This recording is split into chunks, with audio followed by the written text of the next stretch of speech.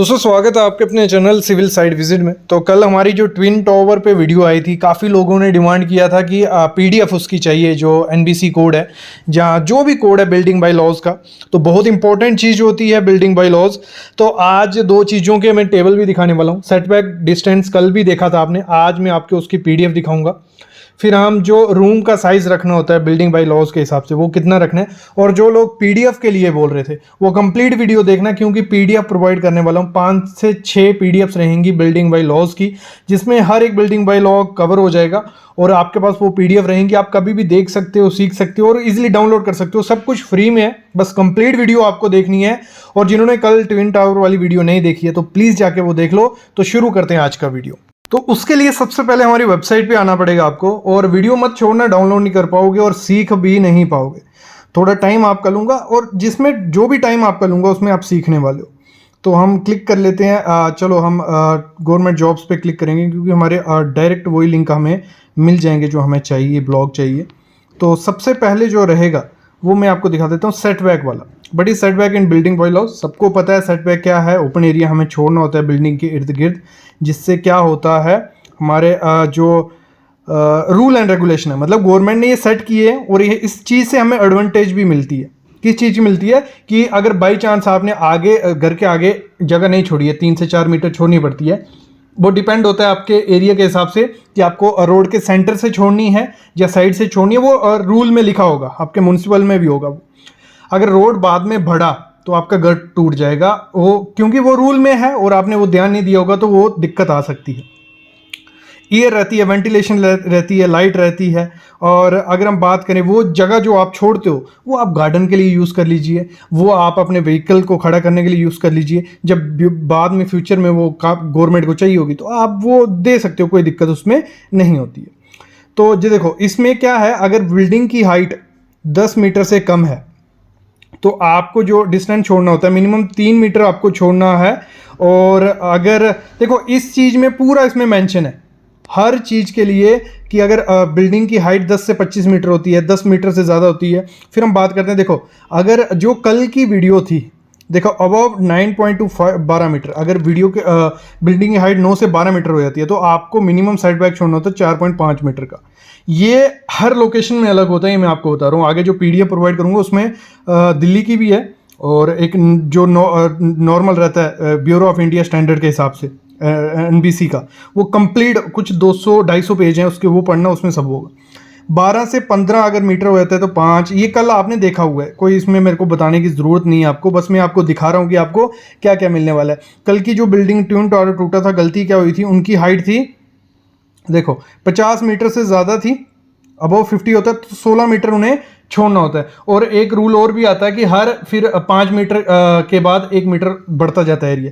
लेकिन यहाँ सिंपल पकड़ के चलो, अगर 70 मीटर उनकी हाइट थी, 70-75 मीटर थी ट्विन टावर की शायद हाइट, तो उन्होंने सिर्फ 9 मीटर छोड़ा था और यहाँ उनको 16 छोड़ना था, इस वजह से भी वो टूटा है।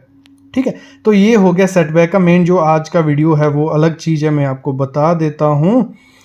तो थोड़ा मैं कहा था आपका मैं टाइम लूँगा, लेकिन नॉलेज मिलते जा रहा है। और ये क्यों मैं आपको दिखा रहा हूँ, क्योंकि आप जब वेबसाइट पे जाओगे आप गुम हो जाओगे, क्योंकि काफ़ी चीज़ें डाली हुई हैं तो आपको मिलेगी नहीं। तो अभी अब मैं आपको बता देता हूँ। देखो ये आज का है minimum area and size of individual room. एक रूम या अपार्टमेंट का एनबीसी क्या कहता है, बिल्डिंग बाय लॉज क्या कहते हैं, आपको कितना रखना है। एक हैबिचुअल रूम है आपका, तो आपको मिनिमम जो एरिया रखना होता है। देखो जब भी फ्लैट बिकते हैं वो बिल्डिंग बाय लॉज के हिसाब से होता है। अगर बाई चांस आपने फ्लैट ले लिया तो वहाँ आपने देख रहे हो कि जो आपका रूम है, हैबिचुअल रूम है, ठीक है, रहने के लिए रूम है, वो अगर 9.5 स्क्वायर मीटर नहीं है और मिनिमम विड्थ इसकी 2.4 मीटर नहीं है, तो आप रेरा से कह के या गवर्नमेंट से कह के उस पर केस लड़ सकते हो कि हमें ये बिल्डिंग बाय लॉज के हिसाब से है ही नहीं, हम क्यों ले। तो वो चीज़ हो सकती है क्योंकि बिल्डिंग बाय लॉज में लिखा है।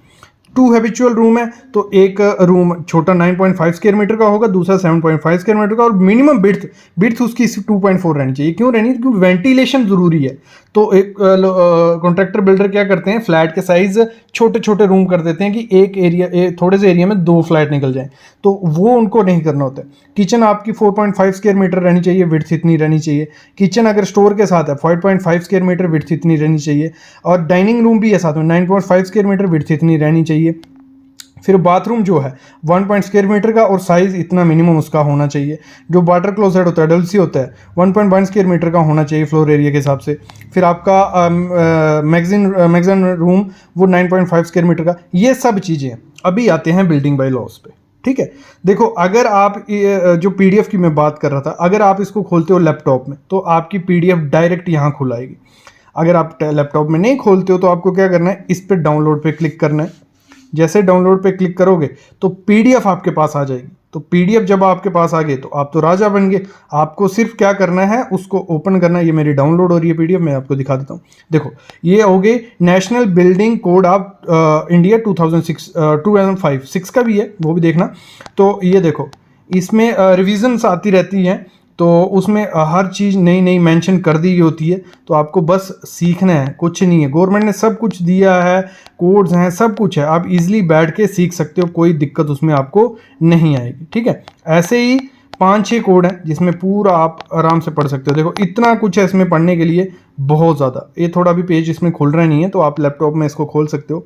एक मुंबई का भी है मेरे पास, तो इसको मैं कर देता हूँ डाउनलोड। अब देखो ये खुला है, मॉडल बिल्डिंग बाय लॉज 2016। तो इसमें आपको सब डिटेल मिल जाएगी। तो इसमें पूरी चीज़ें पढ़नी होती हैं। और अलग से मैंने टेबल वेबसाइट पे बिल्डिंग बाय लॉज का डाला है, कल की वीडियो देखोगे तो काफ़ी चीज़ें सीखने को मिलेगी। इसमें पूरा मेंशन होगा, आपको टेबल्स मिल जाएंगे, जो भी डिटेल आपको चाहिए होगी, क्योंकि 268 पेजेस हैं इसमें।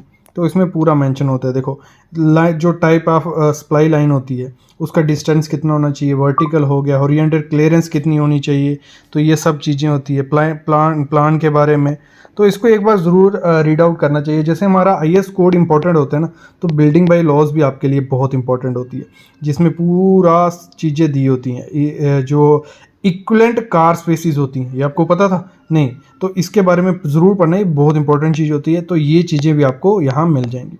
तो मैं डिस्क्रिप्शन में लिंक डाल दूंगा, ठीक है। तो वो आपको हमारी वेबसाइट पे ले जाएगा। और इसीलिए मैं बोल रहा था वीडियो कंप्लीट देखो, वेबसाइट पे जाओगे तो आपको वो सब चीज़ें मिल जाएंगी। और जॉब के अपडेट भी आए हैं, 2-3 जॉब है, प्राइवेट जॉब है, अपनी ट्रेनिंग, गवर्नमेंट जॉब है, तो उनके लिए भी लॉग इन कर लो जाके। Thank you guys.